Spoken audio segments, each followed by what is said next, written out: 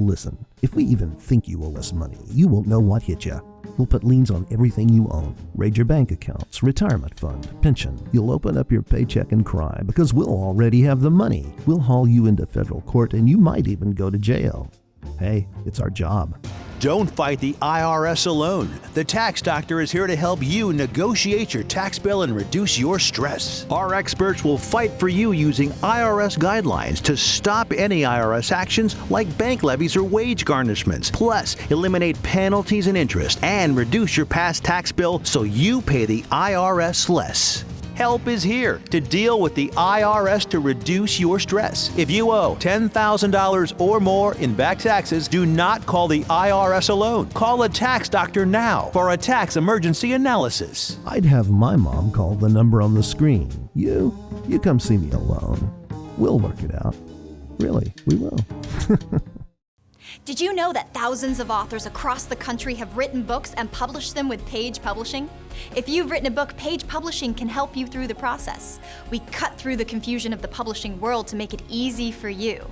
If we decide to publish your book, your work ends and ours begins. From copy editing and proofing to typesetting and book cover art, we get you printed, distributed, and sold on Amazon, Apple iTunes, and in bookstores across the country. We'll even help you promote your book. That's right, we do all this for you.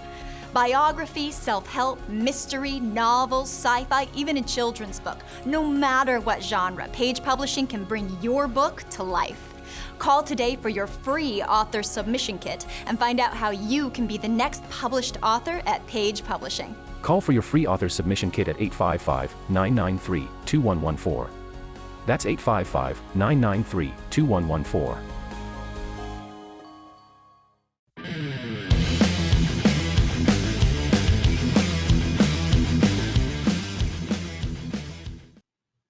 Hello everybody, Mark Schaftlein with you, and this is a Schaftlein Report. It's Tuesday's edition, and we're privileged to have the Provost from Liberty University, a Schaftlein Report regular, Dave Brat, back on the show. Dave, happy to have you with me today. We got a lot to talk about, my friend. Yeah, too much in the news. It's going to be a busy one. Thanks for having me on, Mark. Hey, it's always great having you back, Dave. Well, Dave, let's talk about what sort of the topic du jour, which has been permeating through Washington, Wall Street, and Main Street. And that's this explosion of debt that you and I have been talking about for the last few years. Dave, it almost seems like now the political class, the media, they're talking about things that you and I have talked about for 2 years. And it's really, I don't want to say it's coming to a crescendo, but when you're north of $1 trillion on credit card, and now even the mainstream media is talking $34 trillion in debt. And the sad thing is, there's no end in sight, and your former brethren in Congress want to just keep spending. Dave, give me your perspective on this, because this is not a pretty picture that we're seeing right now. Yeah, well, unfortunately, there's just not enough leaders up in D.C., and it's become easier and easier to see, right? There's just all sorts of controversial bills where the American people are just scratching their head, the immigration stuff, the budget stuff, the debt stuff. And at 60 Minutes, the chairman of the Fed was on there, and he says, well, I'm not supposed to talk about, fiscal stuff, but, we've got to have a reckoning when it comes to spending. Well, okay, that's neat, but the Federal Reserve validated, the now $34 trillion in debt we have on the books. And as you said, now the interest payments on the debt is $1 trillion right now, right? So that's $1 trillion we're just throwing out in the wind to blow around. But now, according to Zero Hedge and others, the Federal Reserve is going to have to go sell $10 trillion in government debt this year in 2024. That is cycling through the Federal Reserve debt. The $34 trillion debt. 10 of it's due this year. They got to go resell $10 trillion. And then what happens? They got to pay the higher interest rates on that, which is 5% or so. And so if you just do the math, we're $50 trillion in debt in 10 years. And if you take 5% of $50 trillion, and this is CBO, right? I'm just quoting all the recognized sources, Congressional Budget Office. 5% of $50 trillion is $2.5 trillion in interest on the debt. at the end of this business cycle, 9 years out now. So yeah, it's overwhelming. It's staggering. All this, of course, goes to the kids and their generation and the CBO. The most troubling number there is they have GDP growth rates and productivity, which is roughly the same thing, both growing at 1.5% for the next 20 years. 1.5% GDP growth for 20 years. So anyone that's telling you the economy is just doing great right now, they don't know what they're talking about. They're running $2.5 trillion deficit this year to goose the economy a little bit, have a little economic growth before election cycles, and unfortunately, that's our political class at work. Dave, let me ask you this. I mean, the economy is going to grow 1.5. Yeah. Maybe. Okay. Yeah. Unless this quote debt, I'm calling it a debt spiral comes into play. Right. Walk our audience through the ramifications and the risks of literally a debt spiral, because the stock market's sitting near all-time highs. I mean, knocking on the door of 5,000 on the S&P 500. My personal opinion is a lot of that's fueled by $2 trillion of excess government spending that's propping up those valuations. I mean, you've got some astronomical valuations on a handful of stocks propping this market up. But Dave, really drill down to it. Explain to our audience what a debt spiral is. Yeah, well, your audience is sophisticated, and so I could have had a chart out today, the Case-Shiller index, which shows how overvalued the stock market is.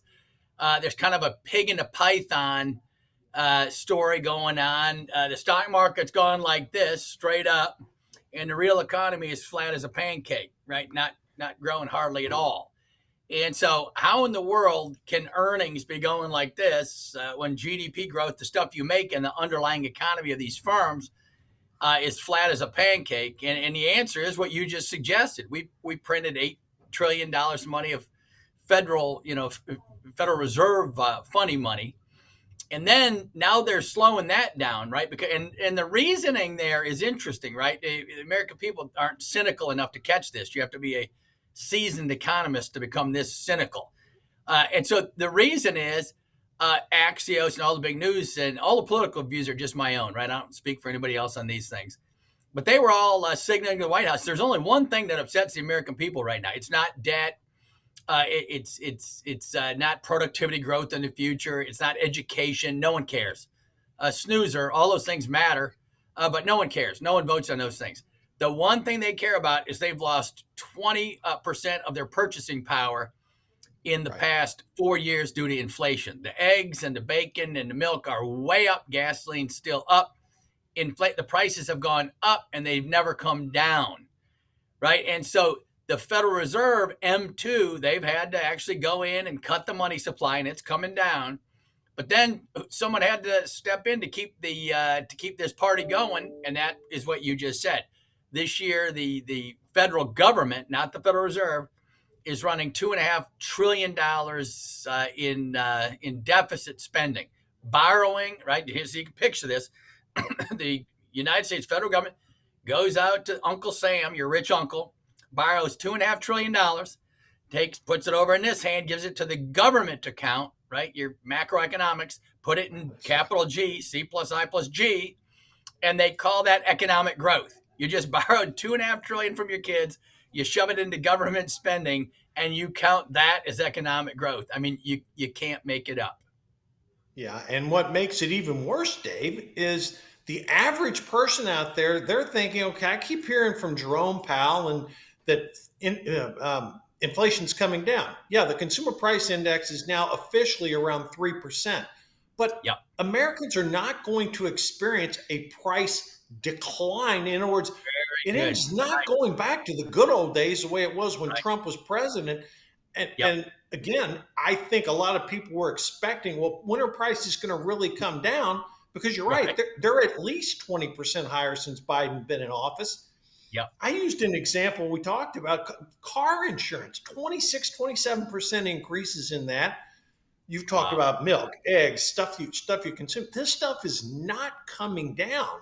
And if I'm really cynical, which I am about Democrats, I believe the reason the president is being very light-handed with Iran, he doesn't want to see this conflict escalate, because then in an election year you'll start seeing $4 a gallon on the East Coast, 5 to 6 on the West Coast. He doesn't want that. He's already upside down Trump 20 points on the economy. He's upside down Trump 30 points on the border. So, I mean, those seem to be, Dave, the two main issues that people care about. And I know you've got some charts and graphs you can show our viewers related to employment and who's actually getting jobs and where they're coming from. But Dave, if I'm sitting in Joe Biden's shoes and I'm upside down 20 on the economy and 30 on the border, and this border bill looks like it's going nowhere, I'm not trying to give a Democrat advice, but what would you do if you're sitting here as the president? Oh boy, that's a doozy. I just want to reiterate something you just said before I get to that one, because you explained what's crucial about inflation, right? So say inflation was roughly 10 and then 5 and then 5, right? So prices went up by 10, and then the news reports at night the inflation rate went down from 10 to 5. So the American people think, well, that's good news. The prices are going down by 5. No, inflation's still 5. The prices are still going up by 5. So you're precisely right. We say prices have never gone down. They've only gone up 20%. They are still going up by 3% or 3 or 4, and they're never coming down. Now, what would I do if I was Biden? Oh boy, that's a dude. I would shut down the border. The new Senate border bill is actually worse than current law. Under this new thing, it used to take 6 months when someone comes to the border and says, my government is scary, and I want to seek asylum here. And before you had to wait 6 months and get processed and all that. Now in law, we're going to codify. You get to leave immediately. And they got some special stuff where they give you a cell phone for free and say, you got to call us, and stay in touch with the government. And the odds of that are 0. Right. And so there's no deportation. No one, the border becomes more open. It's something like 5,000 a day that they count are allowed. And they mandate that you have to allow 1,400 a day in. You got to go get them to come in because they want the cheap labor. And so, the American people are catching on to this. The big companies get the cheap labor. But one of my all-star friends, Heather McDonald, wrote a piece. The average cost of school in LA, Los Angeles right now is $50,000 per kid. Right? So someone comes across the border, makes $20,000 a year. Everybody's made in God's image, by the way. This is not a put down of any human being. So they come across the border, make 20 grand. One kid in school, 50 grand. Who's paying the bill? Local taxpayers, wherever you live, right? The K-12 is paid for by state and local. So if I was Biden, I would shut down the border. If I was him, just strategically, I'd keep goosing the economy like he's doing, which is awful for us. But no one pays attention to the debt and deficits. And so, unfortunately, he's going to get away with any of that stuff that's going on and just passing the debt on to the kids. And then I would end all these forever wars. But he's sunk. He's tied in. There's so much corruption over there in Ukraine, et cetera, that's being hidden. I think there's oil off of Gaza. There's all sorts of side stories that no one reports because they don't want to get in trouble. But he's gone hardcore with leftist policies in the schools and other issues, and the jobs report we can cover in a minute. But not too much good news, right? It's kind of funny. The New York Times wrote a piece, and they said it's a little ironic that Trump will bring back an age of normalcy, and that's the New York Times saying that, right? Peace and prosperity and normalcy with Trump, if he can imagine that one. And that's from the New York Times. So right now, it's not good, right? We got multiple wars on all fronts. It is startling when you add them all up, which is why the current president is sitting at a 37% approval rating. Dave, we're going to break for 1 minute, and then we're going to be back, and we're going to be talking about taxes. We're going to be talking about employment and some other hot topics. And he's going to show you some graphs that folks it'll shake you to your core when you see this stuff. Back in 60 seconds.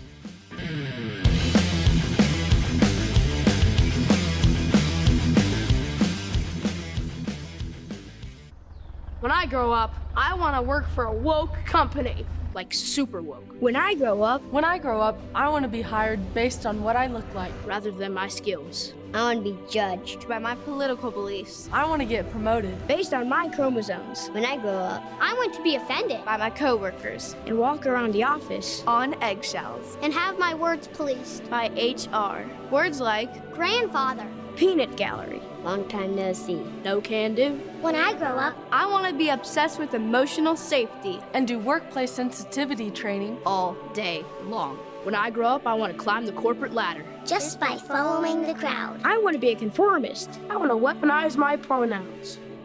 What are pronouns? It's time to grow up and get back to work. Introducing the #1 woke-free job board in America, redballoon.work.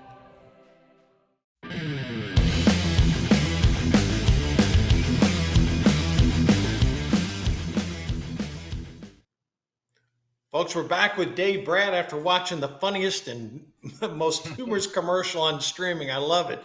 Thanks to Red Balloon. Dave, this border bill's going nowhere. I mean, who in their right mind would start off a border bill by allowing 5,000 people a day to cross the border when you're trying to close it? I mean, if I didn't read one other word of the document, I would say, who in their right mind could draft such a document?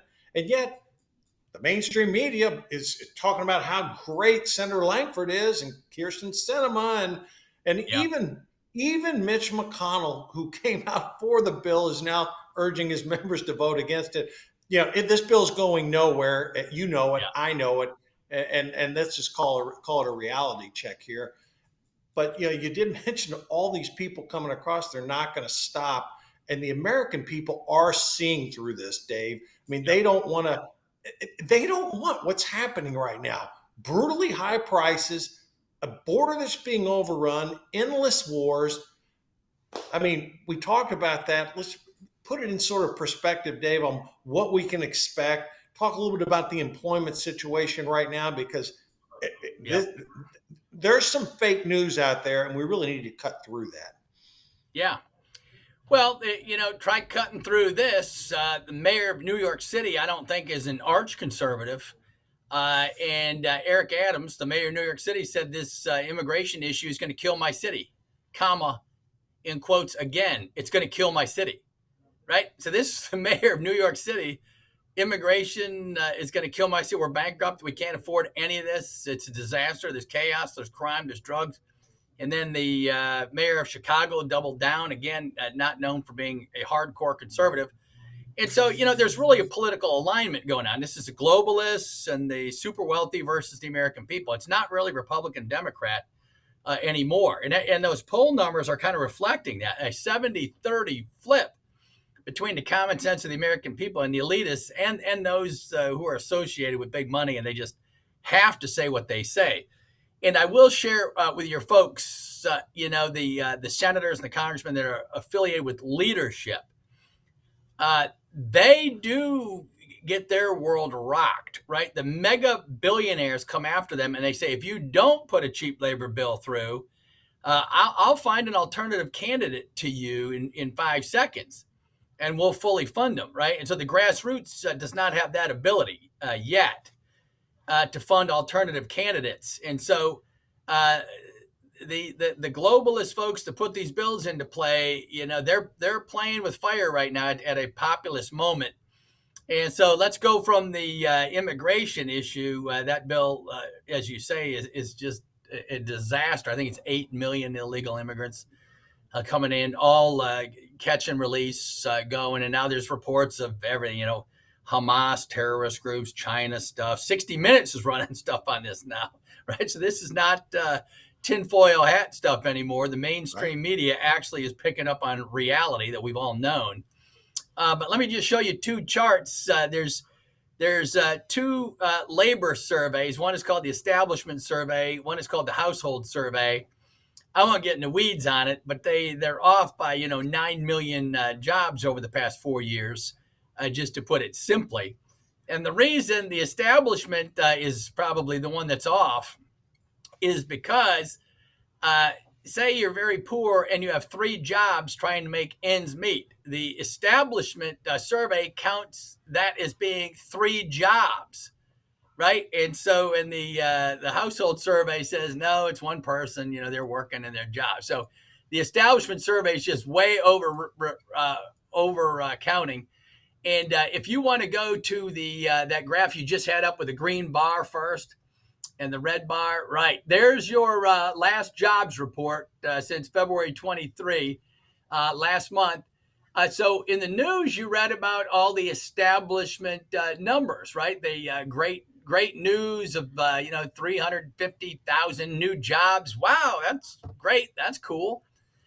Except the problem is, according to this chart, all of those jobs were part-time jobs, which I just kind of got done hinting. Right? So what's that chart say? I'm blind, right? 900,000 new part-time jobs. And full-time jobs is in the red. What happened to full-time jobs? They went down by 97,000. All right. And so that's pretty devastating to these optimistic, the economy's great. The jobs report are great. It turns out the Magnificent Seven, firms, tech firms are doing great. But the magnificent American people are not doing great. And then if you want to put up that next chart that follows it, this one is hard to believe. That green line at the far right is foreign-born workers. All of the job gains, all of them went to foreign-born workers in the past several years. 0 of the job gains have gone to native-born U.S. Workers. So again, nothing against immigrants. It's great, but this is illegal immigration we're talking about, and it's chaos. And who knows what's coming in along the border. And I hope everybody knows what's going on. Right? There's cartels, criminal cartels, all the way up and down the border on the Mexico side especially. People are having to pay $5,000, $10,000, $20,000 to come in. Kids are getting lost. Girls and boys are getting human trafficked, and you know what that means. Can't say it on polite TV, but it's awful. And so, there's that. That's the optimistic jobs report you've been hearing about. Jobs are great. The economy's doing good. It's not good. Dave, what those numbers, I think, explain is something a lot of people who have, I've gone on different shows and they ask me the question, Mark, the unemployment rate is 3.7. Yep. We're creating 300,000 jobs. The Federal Reserve is reacting to these numbers, keeping interest rates elevated. And yet, when people are talking about who they're going to vote for, Trump is up 20 on the economy. Yep. Biden is losing African-American support. And I saw a clip the other day on something where people were being interviewed. They said, well, why are you going to vote for Trump instead of Biden? And the answer was really crystal clear. Well, under Trump, we had money. Under Biden, we don't. Right. I mean, that's it.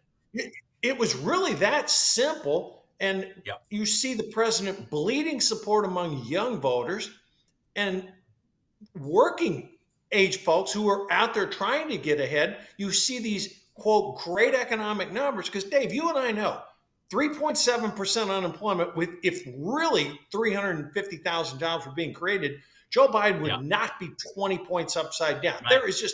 There is no way that could be happening. But your charts and graphs and the explanation you just showed, that illustrates what's happening in the real economy. And if you're making $50,000 or less in this country, which, oh, by the way, about 60% of the country falls into that group, Dave, there is no way you can get ahead. I mean, with over $1 trillion in credit card debt, rents they're not going up anymore, but they're staying elevated at high levels. Here in the state of Florida, insurance costs are way, way over the top. I'm not just talking car insurance, folks.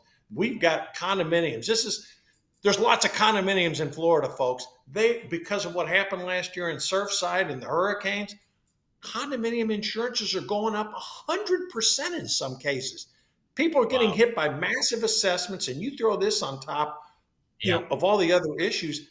Dave, it's no wonder the president's upside down 20 points, and he's trying to spin it, going out, well, I'm a union guy. And well, you may be union all you want, but under Donald Trump, people did have money. We didn't have a massive overflow at the border. And Dave, 60% of Americans are saying, forget all this legislation, just build a damn wall and keep them out. So I don't know. Want to get your thoughts on something else too. Yeah, well, I'll just add in. I'll just add 2 more stats that go along with what you just said. 64% of Americans are now living paycheck to paycheck.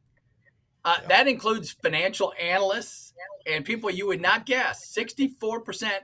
24% of the American people have zero savings. 45% have less than $1,000 in savings. So what you just described, the numbers bear it out, the evidence, the receipts are in, the American people are feeling the pain. And now let's hit it. Sorry, I cut you off going to the next topic. No. Go ahead. But I wanted to get your comment. Former Treasury Secretary Robert Rubin, formerly of Citibank, Treasury Secretary of the United States, I think under Democratic administration, not a hardcore leftist, but he's sort of a center-left type guy. Yeah. What does he come out and say? Well, we need to raise taxes. My God, I got to tell you, I don't see it happening in an election year because 2 things never happen in an election year. They never raise taxes, and they never cut spending. Robert Rubin may have the best of intentions, but something tells me, Dave, this is not going to happen in 2024. I mean, economically, I just see problems ahead. I mean, I know you and I both know the S&P 500 near 5,000. That's great if you own a lot of houses and you're in the market. Right. But so many Americans are not participating in that, Dave. Yep. No, that's right. 10%. The wealthy 10% own 90% of the stocks and the bonds and the pensions. 10% own 90%. Right. And we just did a tax package, bipartisan, by the way, which is really good. So that means we increased the welfare state for the left, and we reduced taxes on, I think the average American got $60 per person, and the average rich person in the top 1% got $60,000. How's that going to work at the polls? The average person got $60, and the average rich person got $6,000. And if that's not enough, and I could go on all day, there's a firm called Meta. You might have heard of Meta. Mark Zuckerberg, associated with Zuckerbucks. The effective tax rate of Meta went from 25% to -2 in that, what do you call that? Nepotism bill? What do you call it when you give money to all your relatives down in South America? Patronage budget bill, right? So this was classic. The left gets what they want to give to their groups. The right, the old right, that's going extinct, gets money to pay to the rich, and the middle class gets soaked. And so we just had a tax bill. It's a disaster also. And so that's where we stand. The American people are waking up, though. The polling results, this populist surge, I think, is going to show up pretty big in the elections. Dave, we've got about a little over a minute left. Right. The latest NBC News poll, and it's a credible poll. It was followed by other polls. I saw it. Yeah, I mean, the sheer, when you look at the faces of the media members disclosing this data to you, and you see the fear, I mean, it gives you sort of a, I told you so type attitude. You guys wanted Joe Biden. Look what you got. And now, Dave, even someone who's a cynic like you and I, you look at the president. I mean, he's not up to the job. I mean, there is no way you can say he's up to it. Dave, 30 seconds left. Trump's up by 5, but more importantly, in those 7 swing states, he's up by more than 5, well outside the margin of error. Is it inevitable that we're going to put Donald Trump, or 20 seconds left? What else could go wrong? Yeah, no, right now it looks like it. And, when the New York Times calls him the candidate of normalcy, peace and prosperity sounds kind of good to me.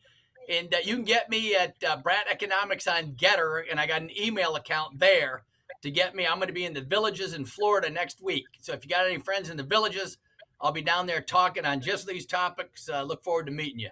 Get on Brat Economics. Patriot.tv and Dave Brat. That's a great combination. Thanks for being my guest. See you soon. Awesome. Thanks, Mark. Great show.